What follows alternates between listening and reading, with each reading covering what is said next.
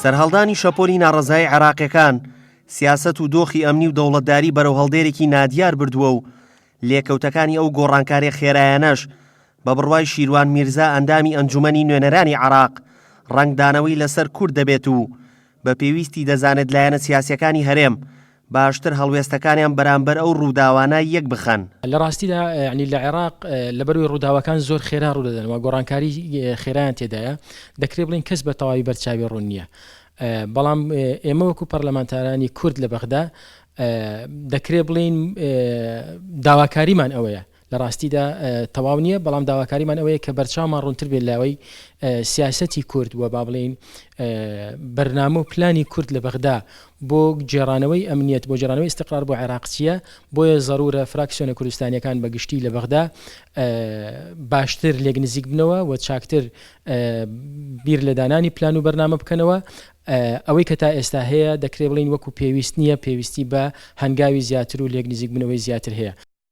لە نێوان باشووری کوردستان و بەغدا هاوسەنگی و شەراکەت و هەڵبژاردننی فیدراڵی پێوەەر و پردی پێکەوە بەستنی حکومڕانی و سیاسەتی هەردوو لابووە.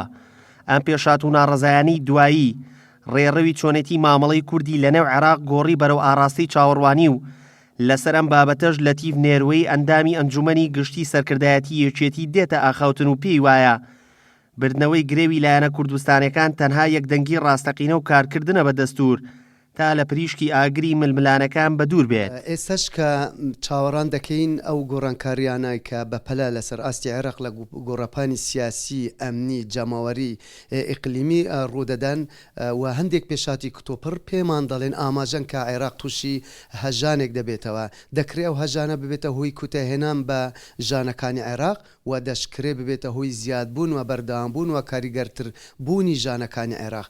کورد پێویستە بۆ هەردوو ئەگەرەکە خۆی ئامادە بکە.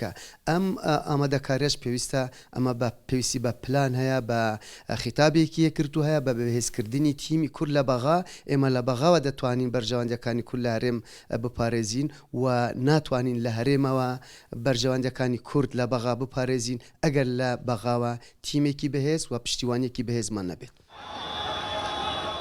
بڵێسەی ناکۆچەکانی عێراق بە جۆرێک تاوی سندووە ڕەنگە هێوربوونەوەی کاتێکی زۆری بوێت و پێ بە پێ لەگەڵ بەڕێکردنی کات هەرچی بگوزارێت کورد هەرە باشترین بژاردەی بە بڕوای چاودێران خۆ گونجاندنە لەگەڵ بەغدا.